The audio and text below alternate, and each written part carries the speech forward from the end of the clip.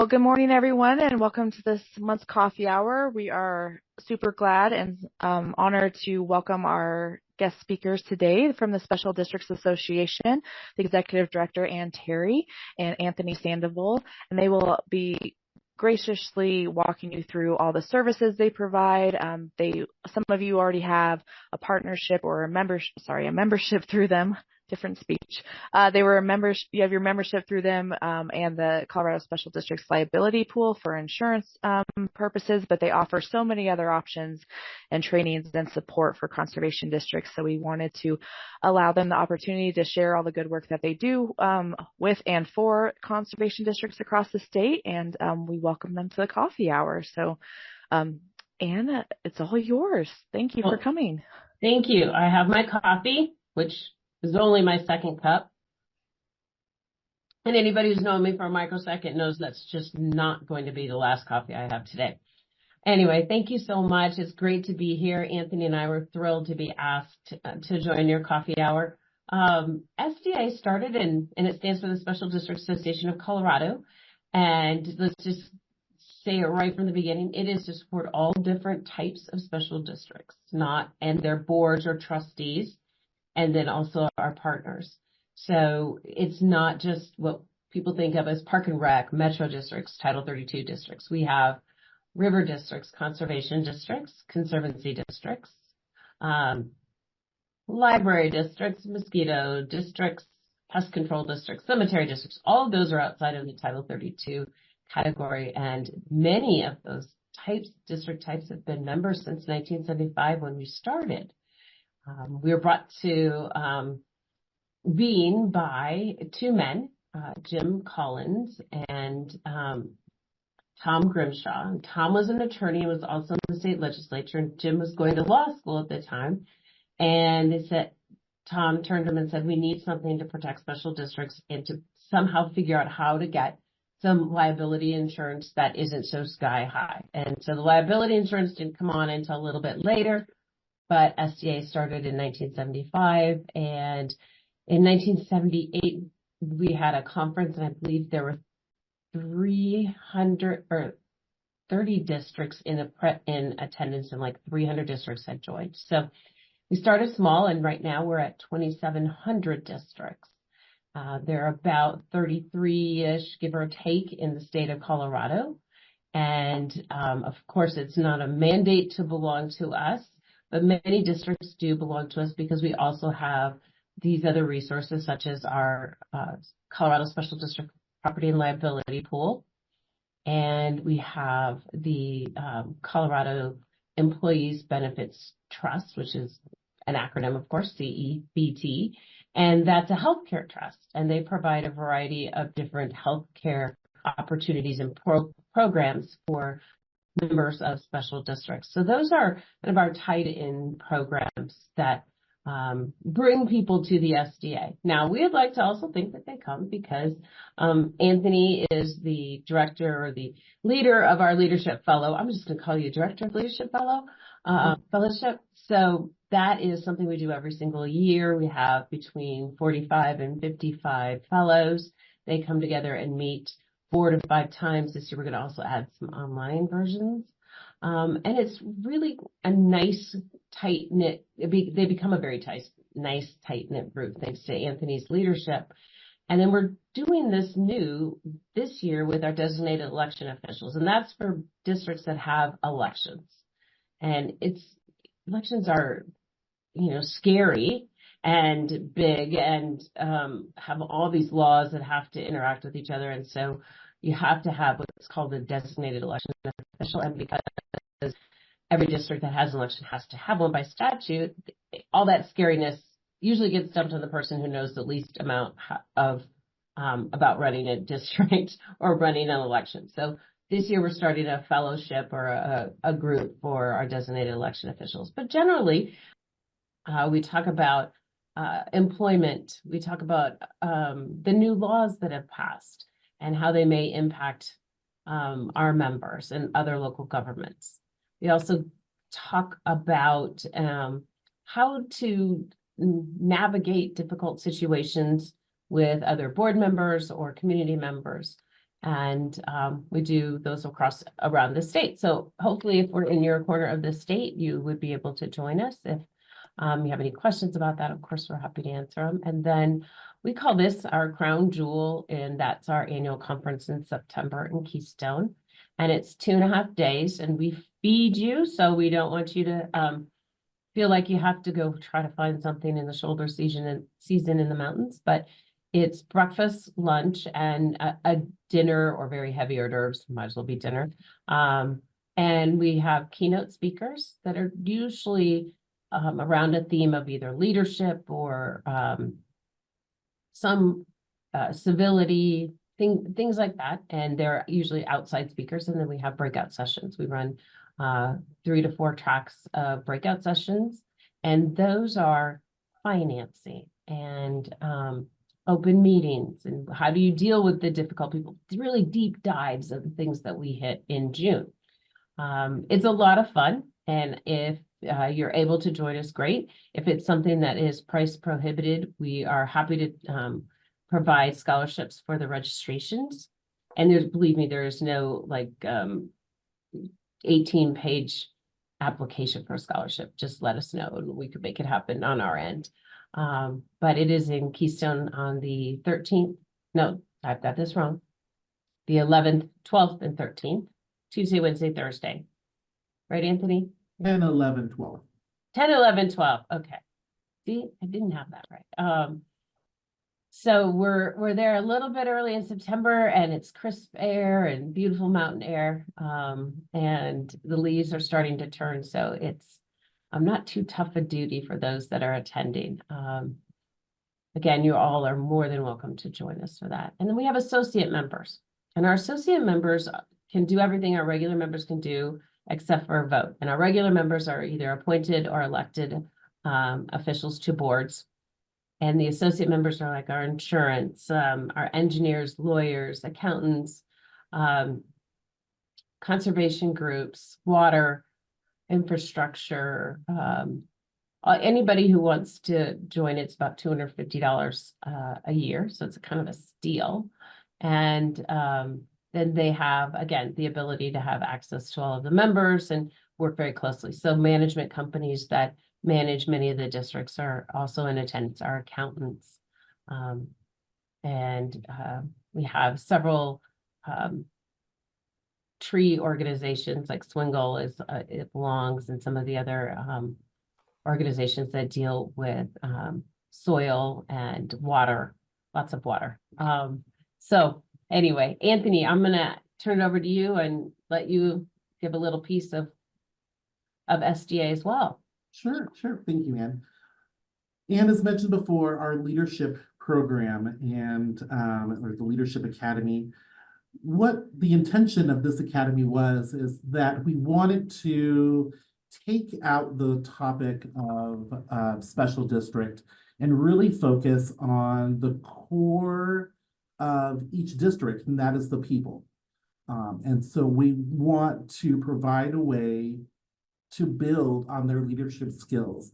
As we know, the best type of district, or what makes a great district, is those that are invested within the district and those that can see themselves growing with the district.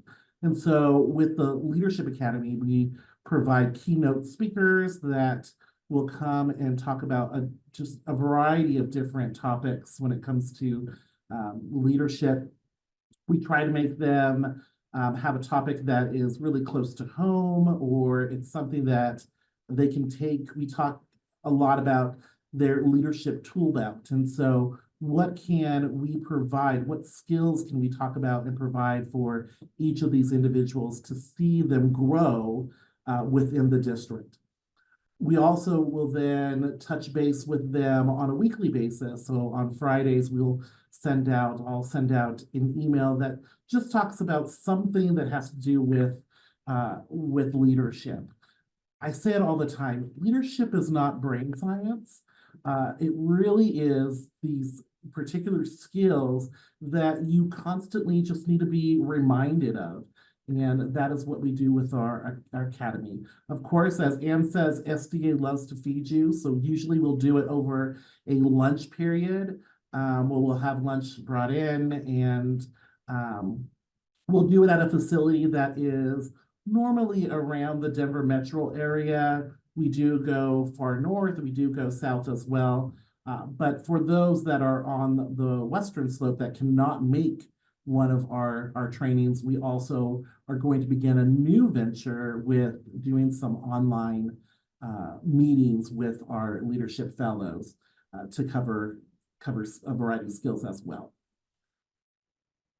With that being said, we also love to be within the community. We love to have what we do and as a special district out into each community, and how we will do that is to work through our school system, and we provide a student video contest called Districts Make the Difference. Where we'll contact high schools and allow them to have their high school students create a 60-second video on what is a special district, or they can talk specifically about a district within their community. So I'll give them resources on, here are the districts, either a water district, conservancy district, conservation district, fire district that's in your community. Go out, do some research, be as creative as possible, make sure you have your facts correct, make sure you're being creative as well within those 60 seconds. And these kids create some amazing videos for us. We love to sit down and go through and look at them all. This year we had about 30 videos that were submitted, and we're hoping, and it's prize money. So the first kid that is number one or first place gets $2,000 and so we think that's pretty good. Some parents are like, yes, that's good money. And so we hope to grow this program. It's starting off, this is our second year, but we hope to grow it and expand within more high schools, just to get the word out of what is a special district, what do we do?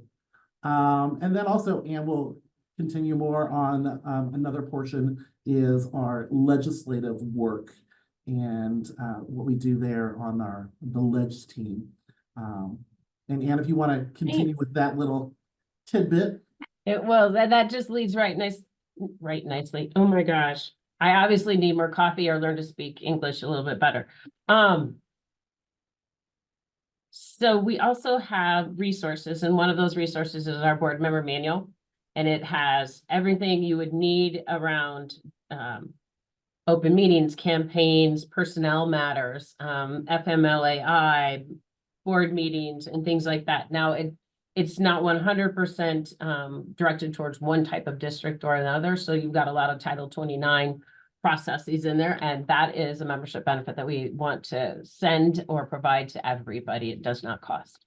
The other piece that Anthony was talking about, which it works very nicely with our board member manual, because we update it every year to the legislative changes. We spend, I would say 40% of our time throughout the year working with our partners and our partners in the municipal league, the counties, the water districts, the conservation districts, the fire, park and rec, on legislation, public policy.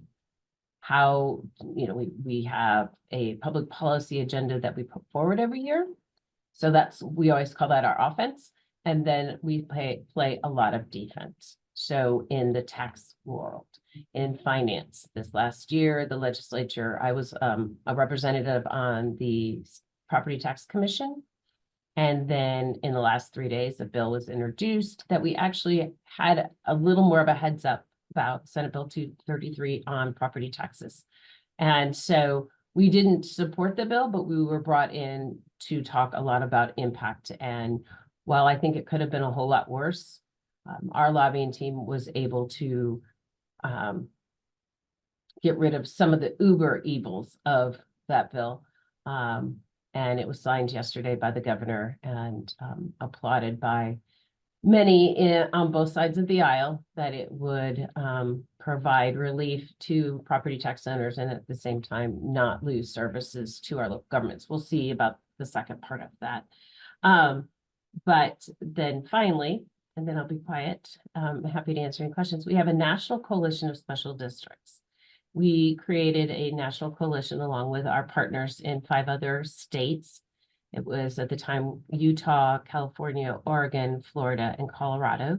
We've brought on Wyoming, South Carolina, hopefully Texas. And there are over 35,000 special districts in this country. And we also have connected with the National Conservation Board. I had a conversation with their director out of DC a few weeks ago. And this is an emerging partnership and an emerging membership benefit for our members, but we were able to get a bill passed in Congress, bipartisan, if you can stand it, that defines what a special district is. And it's a very broad definition, and it's so necessary so that we can get counted in the census, our land, not just the human bodies, but the land and the values and the taxes collected and expenditures. And that also it will assist us in any infrastructure bills, any sort of grant funding or direct funding like we had in CARES, and we didn't, but in CARES and in the ARPA funds. So we're waiting for the Senate to take it up, but the House on probably one of the most divisive days because there was a call to out Speaker Johnson. This bill passed on what they call the succession list. I call it a consent agenda, but they call up bills with non-controversy, and it was sponsored by Brittany Pedersen out of Lakewood and Congressman Fallon out of Texas. So it was bipartisan, and we had the opportunity to meet with those Congress folks the week before, and they were very excited to be a part of this new venture as we move forward into the national spotlight. So that's probably my spiel. Thank you for listening. Questions, thoughts, ideas? Thank you both. Are there, or as folks may be thinking of questions, can you just walk us through how to become a member of SDA, or who we should contact, or who they should go to? Sure, that's a great question. So this year we are offering all the conservation boards a comped membership. So that means that you don't have to pay, and it's super easy. You can either email me, or you can contact Carla in our office, or even Anthony or I, and then Carla is the guru that makes it all happen. And then she sets up your district as a comped membership, and we connect any of your board members. You can give them their names, email addresses. And so then we do a lot of our communication through email. Of course, we have a newsletter that comes out 10 times a year. And Emmett is our graphic artist, and I know that you probably know Emmett well. He's been doing this for 15 years, and he's freaking amazing. And anytime I can get him to put horses on, he does that for me. I love horses. So anyway, it's really easy. Just let us know. I mean, shoot us an email. Carla will take care of all the magical parts of getting you connected and adding any of your board members that you want added, or any of your team. Doesn't have to be just board members. And then you'll receive all the emails and the newsletter and opportunities to attend any of our workshops and any of our conference pieces as well. So outside of the comp membership, then going forward, you would get 50% off in the next year. And that's determined by your budget minus your capital expenditures. But it can never exceed $1,650. I always get that. $1,650. It's been the same formula since I think for 20 some years. And then if you have a very small budget, it's a $300 basement, if you will, or base. So our Highlands ranches don't pay anymore. So it funds us very well, but it keeps people on much more equal footing so that, and that's what I really like about it. I didn't set it up. Evan Golding, our former executive director, was brilliant. He set this up. And so many of our districts fall within, I think, the 900 to 1,000. And people then don't feel like, well, I'm just a little district. My dues are, $300, and a fire district's like $6,000, like many organizations are. It's not like that at all. So it keeps people on a more equitable footing, or at least feeling that way, I hope. So then you get 50% off this next year. That's what we wanted to offer to the conservation districts, because you all have what you do. And what we do is provide the legislative piece and training, and we coordinate with all of the other lobbyists for Park and Rec and for fire and for our water districts and the state conservation board and the state legislative liaisons as well. So we don't want to duplicate what you all do. We don't want to step on your toes. We want to be an additional help for you all. That's a great question. Thank you, thank you, Anthony. Put Carla's email address in the chat.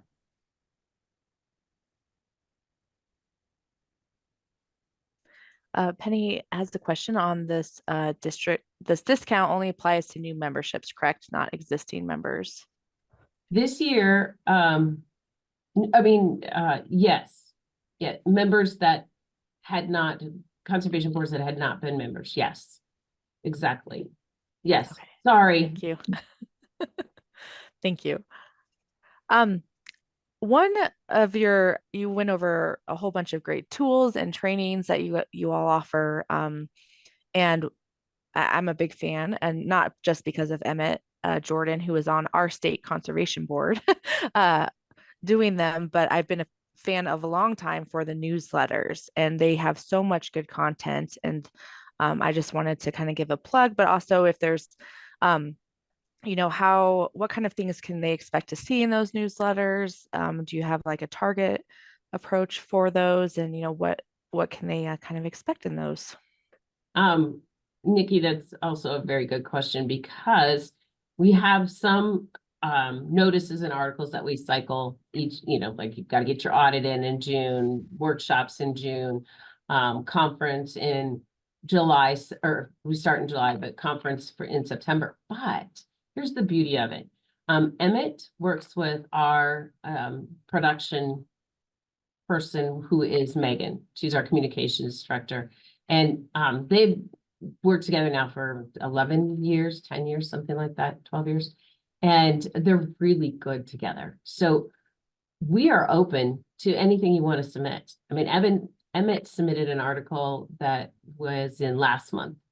And he doesn't do that very often. But he also helps us with a lot of articles and some research and things like that. So if you've got an idea or something that is important to the conservation world, let us know or submit it. I mean, if you're like, well, you know what, I'm not really I don't write articles, but here's what I'd like to see more of. We have a writer that we contract with. Megan's an amazing writer. Anthony's an amazing writer. And so we can make that happen. So there isn't a lot of formality to it. We have a lot of flexibility, and we want to make sure that we create newsletters that have diversity of topics, so that everyone doesn't open it every month and say, oh my God, all this is about Park and Rec. Or, oh, not again, a whole nother article about fire. Now during the fire season, we do put some of those articles in, but hopefully we won't have a fire season. Fingers crossed. Right. No, that's great. I think one thing I might plug, just to get the juices flowing for some of the districts out there, is so much of the conservation district work that you all do, you're working with irrigation districts, water districts, fire districts, even on your forestry projects, that those are great, and you all write good publicity articles, that kind of get out and stuff. But that is an even better, I think, opportunity to send Anne and her team some articles on those partnerships, because I know you guys are great about collaborating and working with other outside resources, especially with lack of funding. So I think the more that we can kind of share and highlight that across the board, kind of gets everyone across the state kind of thinking about, well, we have this river restoration project we're working on, but we're working with the water district on that. And oh, now the county's involved. And I know the Front Range works heavily with their fire districts on their forestry mitigation projects. So I think there's a lot of great opportunity there that maybe you just might not even realize or know that you're working with districts that fall under kind of the SDA realm too. So it's a great showcase item. Thank you. Thank you very much. Like I said, we're open to training ideas. If you said, hey, this applies to conservation districts and their boards, but it also has the crossover. Would you do a training on, and then you tell me. It's one of my favorite things about when I came to work here. I worked at the state. I worked for the State Department of Public Safety for, I don't remember, 7 years. And then prior to that, I was a prosecutor and worked for the State Association of Prosecutors. So both those worlds were very like, here are the rules, here are the lists, this is what you have to do. I came here and it was, oh, you want to create a leadership program? Okay. Or, oh, you want to change the newsletter so that it has, comes 10 times a year instead of 12 times a year. Or, oh, you want to publish the board member manual every year rather than every 2 years? Sure. Everything was like, we can do it. We can brainstorm. We're a mighty team of 7 plus some lobbyists, and it's so great because everybody here has really great creative ideas, and they're willing to say, what if we did this? What if we tried that? I would say it's my favorite part of working here, and I don't have to live inside of little boxes anymore. We all wish we could not live inside little boxes. I have one more kind of topic question to follow up on. Because our conservation districts, they are really aware of their resolution process that they've been doing for so many years, that goes through their Association of Conservation Districts and then up to the national level with Jeremy Peters and his folks there. So I think it's a great opportunity because those topics are very natural resource focused. They're focused on usually ag production or water rights, or whatever, changing USDA's criteria for a conservation easement, whatever that is. So it's very open to that. But and I don't know much about the coalition, but I have heard it's growing, so that's fantastic news. But where do you see, or do you have, is it being set up yet at that point on what that avenue is going to look like for state associations who are representing all those variety of districts at the national level? Well, once again, we don't want to duplicate efforts. So states that have associations, umbrella associations like SDA are part of the executive committee. And then if like a conservation association wanted to join, they could definitely join. We don't want to duplicate efforts, and we don't want to step on toes. We want to collaborate. So we're reaching out to the other states that also have, there are very few that have statewide associations. So like Texas doesn't, but they want to put together a coalition. Arizona doesn't, but they put together what they call an alliance. Louisiana has 2,000 special districts, and they don't have an overall. And I'm working with an irrigation conservation district in St. Tammany Parish, and they want to bring in some more just as a coalition. So we want to make sure that we coordinate with all of the other partners at the national level. That's the reason that I was talking with the National Conservation Board folks. And to me, that's really exciting because we don't get anything done in a vacuum. And when people say things like, oh, I passed this bill, or I got that changed. I'm like, there's never an I in that. It's always a we. And we're much stronger when we work together and collaborate. Even if we don't always agree 100%, it's just so much easier that our messaging in the local government world is stronger with a bigger coalition. And I think you bring up a really good point, because we have a grant program through our national coalition that will help districts on any of the grants that are out there. So any of the water grants, ag grants. We were talking with several of the senators about putting a definition of special districts in the Farm Bill.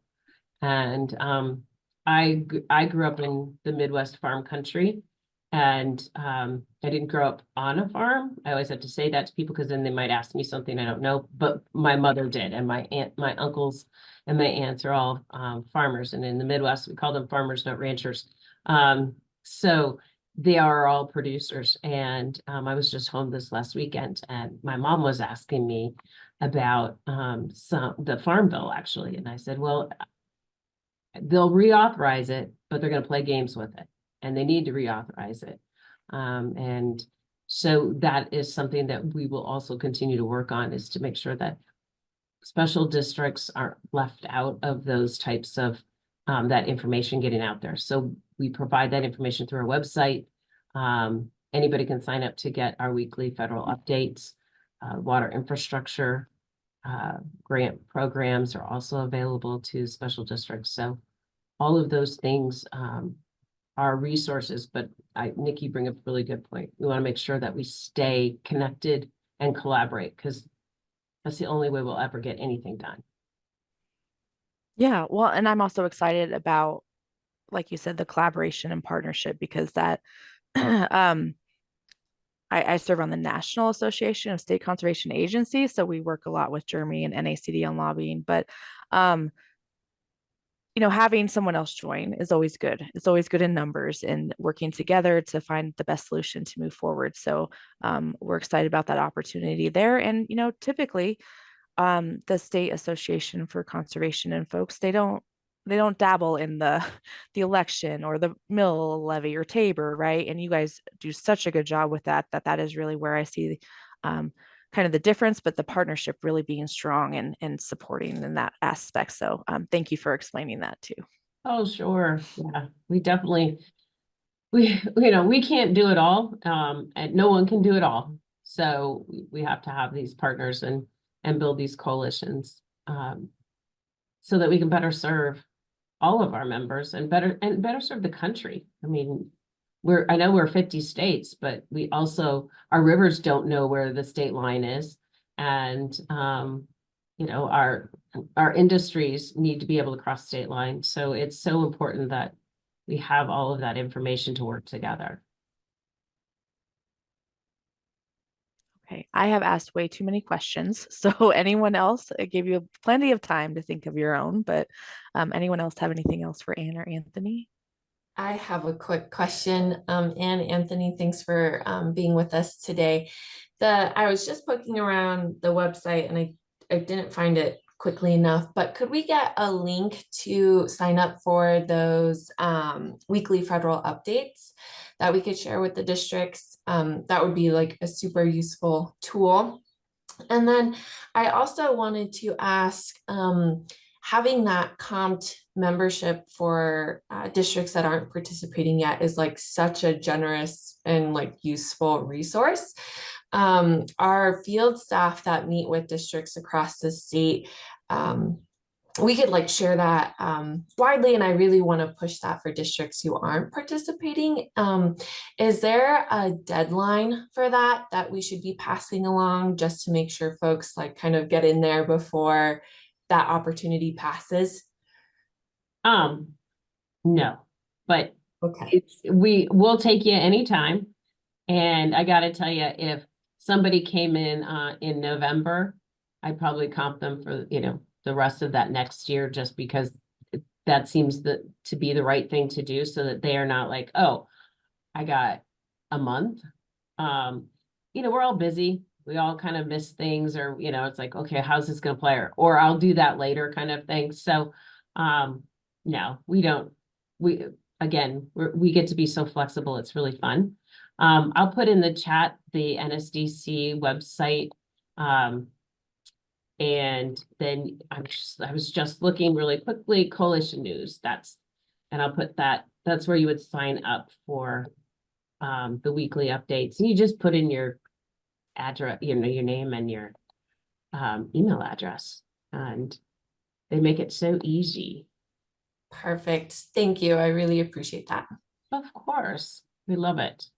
But it's the weekly updates come Monday, Tuesday, or Wednesday this week, because the many times the Washington Coalition folks, Congress and Senate, they go on a lot of recesses. So when there's nothing happening that on the floor, we also include the news of. So sometimes that doesn't get to us till like Tuesday, and then we just black it out. It's also, we'll sit on the website.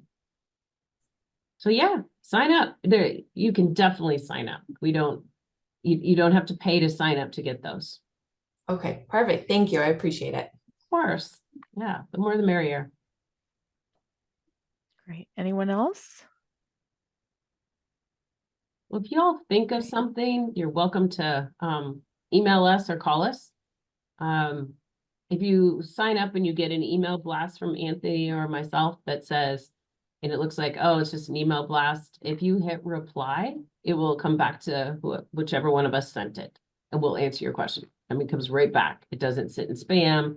Well, I shouldn't say that. Every now and then I have to go through my, I find people in my junk folder that I'm like, ooh, that's a saved address. But we are pretty good about checking that. Wonderful. Well, thank you guys very much. We appreciate it, and definitely reach out to them and ask any questions as you work through processes. I know it's the start of field season, so a lot of our folks couldn't jump on for the live one, but if you're watching this remotely afterwards, definitely follow up with Ann and Anthony, and they'll help connect you the right way. So thank you all very much. Great. May we all have the rain that we need this year. Yes, Not too definitely. much and no drought. But It's the perfect amount. exactly for the beautiful sunflowers behind Carissa. I love that about the Eastern Plains. It's just they just make me happy whenever I'm driving out there.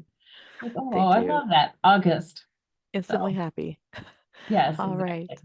Well, have a great day, everyone, and we'll talk to you soon. Take care. Thank you. Thank you.